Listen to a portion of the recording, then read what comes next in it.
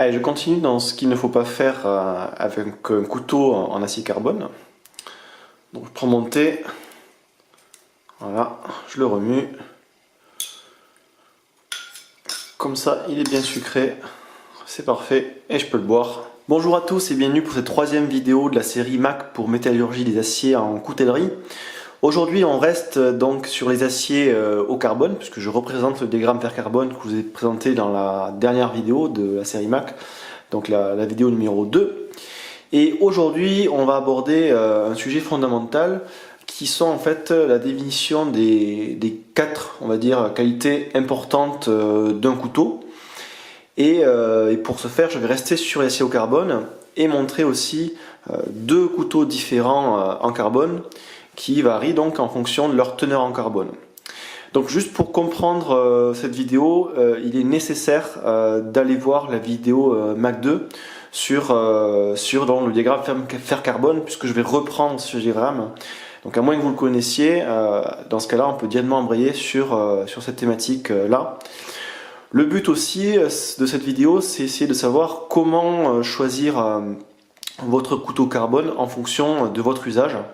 Et vous verrez donc aussi qu'il est incompatible avec certains usages, comme donc ce que je viens de faire en première entrée de vidéo, essayer de touiller mon thé avec un acier au carbone. Donc le couteau c'était le Douk Douk, je vous ai déjà présenté aussi, en acier XC75 avec 0,75% de carbone.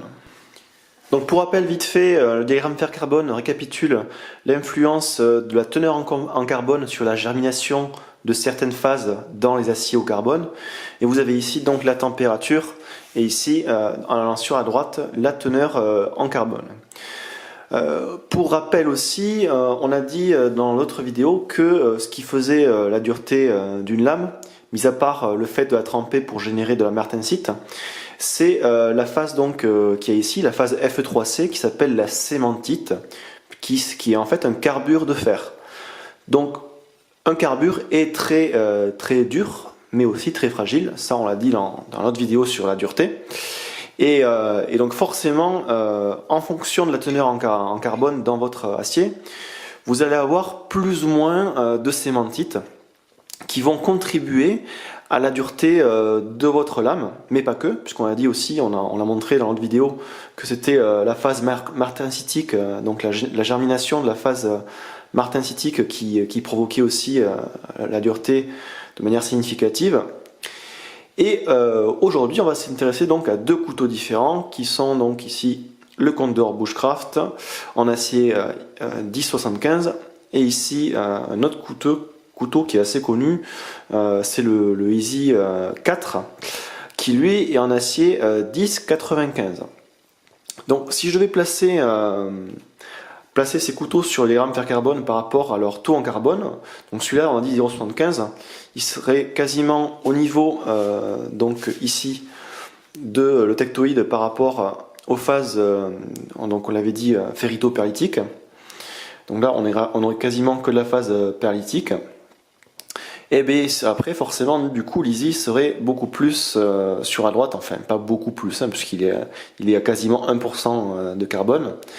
Et donc vous voyez que en fonction du taux de carbone, forcément qui se déplace vers la droite, je vais générer plus de cémentite, plus de carbure de fer.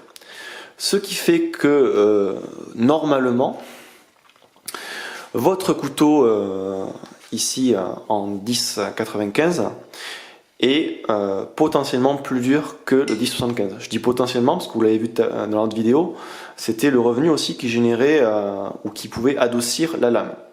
Mais vous aurez plus de carbure de fer, vous aurez la capacité de générer plus de carbure de fer, de cémentite, dans le Easy 4 que dans le Condor Bushcraft. Donc ces deux couteaux sont légèrement différents, dans le sens où celui-là sera potentiellement plus on va dire souple par rapport aux déformations qu'on va essayer de lui infliger et légèrement moins dur, et celui-là sera potentiellement plus fragile en fonction des déformations qu'on va lui infliger, mais aura une meilleure dureté. Encore une fois, c'est toujours en fonction de la trempe et du revenu qu'on a fait sur la lame, bien sûr, hein, d'accord. Là je pars dans un cas on va dire où on aurait fait l'équivalent des mêmes traitements thermiques, ce qui n'est bien sûr pas le cas.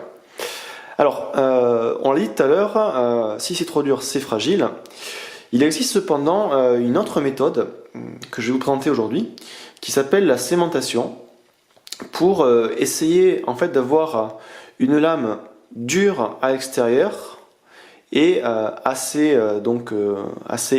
plutôt molle à l'intérieur. Alors comment on fait ça c'est assez aussi intéressant. En fait, quand vous forgez votre lame, vous pouvez donc forger une lame avec un acier qui a une faible teneur en carbone, par exemple on va dire 0,48% de teneur en carbone. Et quand vous la forgez, vous mettez en contact la peau de votre lame avec un élément qui va charger en carbone, tout simplement pour essayer d'enrichir en peau votre alliage donc en carbone. Et pour ça, typiquement, on peut prendre du charbon. Et donc, à force, quand on forge la lame, à force aussi de la frotter par exemple sur le charbon, on peut générer ici une teneur en peau plus importante en carbone, tout en gardant une teneur assez restreinte à l'intérieur. Ce qui fait que lors des traitements thermiques, on va avoir une dureté significative sur l'extérieur et une dureté amoindrie sur l'intérieur, ce qui fait qu'il aura des bonnes propriétés mécaniques en termes de flexion, et il aura une très bonne dureté qui va agir bien sûr sur le pouvoir de coupe de votre alliage. Il n'existe pas que la cémentation, en fait c'est tout ce qui va générer des éléments durcissants. Donc il n'y a pas que les carbures, il y a aussi les nitrates par exemple, donc ce qu'on appelle aussi la nitruration. Donc typiquement quand on s'amusait à faire des trempes à la pisse, à l'urine, tout simplement c'est parce qu'il y a de l'ammoniac et que donc forcément en peau vous allez nitrurer votre matériau et le rendre plus dur aussi. Donc c'est une autre méthode par exemple, mais je vous déconseille de vous amuser à faire des trempes avec votre urine sur votre couteau. C'est quand même pas forcément le plus judicieux. Donc voilà, petit aparté pour expliquer qu'il existe des méthodes pour avoir des alliages avec un bon compromis de dureté. Et ça, vous pouvez le trouver si vous cherchez des couteaux donc avec des aciers cémentés, ça s'appelle, ou alors des aciers nitrurés en surface. Alors maintenant, je vais présenter les 4 qualités fondamentales d'une bonne lame. On va d'abord les énumérer. Donc c'est le tranchant, la tenue du tranchant dans le temps, son inoxydabilité et sa facilité à l'affûtage. Donc on va d'abord commencer par expliquer comment on obtient un bon tranchant. Donc ça fait référence à la vidéo sur les grains. On l'a dit, ce qui fait la finesse de votre fil de lame, c'est aussi la finesse de vos grains.